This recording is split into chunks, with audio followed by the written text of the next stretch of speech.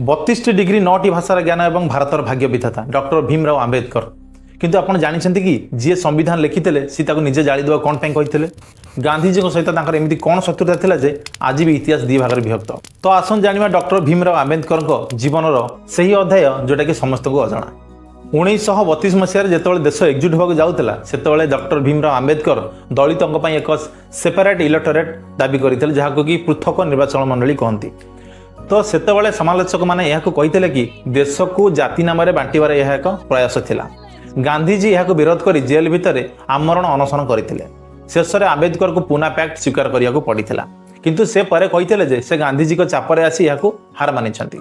यही घटनाटी दुई महान नेता मध्य चिरदिन एक फाट सृष्टि करथिला। मु हिंदू ही मरिबे नहीं डॉक्टर भीमराव आंबेडकर को यही गोटे धाड़ी से सारा देश को दोहलई रखिदेला। से हिंदू धर्मर असजड़ा संस्कार को सजाड़ा परिवर्ते धर्म परिवर्तन सुनिश्चित करते। 1856 मसीह लक्ष लक्ष हिंदू मान सहित से बौद्ध धर्म ग्रहण करने द्वारा हिंदू समाज में बहुत बड़ विभाजन सृष्टि होता। आज भी अनेक अभियोग करती यह सम्मान लड़ई कह ना पलायनवाद कह आज भी युक्तितर्क चली। सबुठारु चर्चार विषय होची जो संविधान को से 2 वर्ष अधिक समय लिखिते पर से कहते कि मुझे संविधान को जाली देवाक चाहे यह मत संतुष्ट करूना। से समालोचक मैंने कहती जदि से निजे ए संतुष्ट नथिले ताले देश को एमती जटिल नियम कहीं आनीदे। काश्मीर आर्टिकल 370 को नहीं तांकर निष्पत्ति आज भी चर्चार विषय।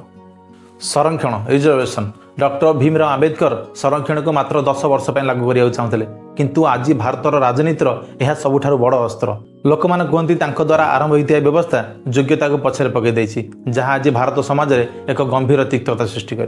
पर्सनाल पैराडॉक्स जी सारा जीवन ब्राह्मण मान विरुद्ध विद्रोह कले शेष से निजे एक ब्राह्मण महिला डॉक्टर सविता आंबेडकर को द्वितीय विवाह करते।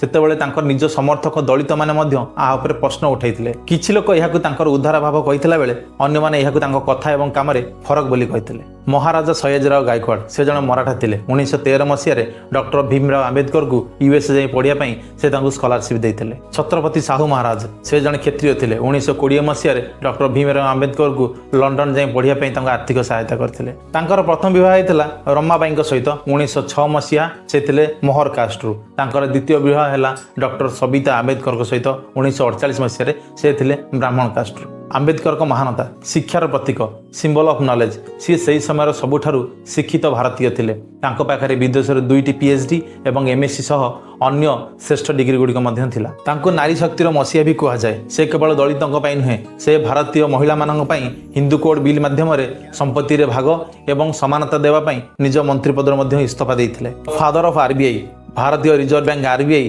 तांकर पुस्तक the problem of the rupee उपर आधारित। से जने विश्वस्तरीय अर्थशास्त्री थिले।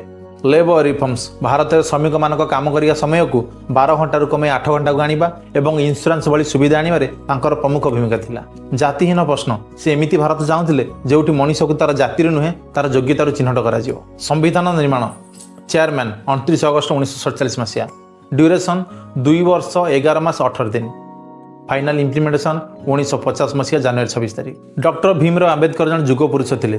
जीवन में यह विवादीय घटना गुड़ी आपण कौ नजर देखुं से केवल दलितों भगवान थे ना भारतर सबुठारु विवादीय बुद्धिजीवी थे। आपण कमेंट बॉक्स में निश्चिंत जन। मुझे भिडियो जीवन विवादीय घटना और महानता दुईटा जाक देखी। आप पूरा भिडियो देखी सारापर कमेंट बॉक्स में मतामत जनइबे।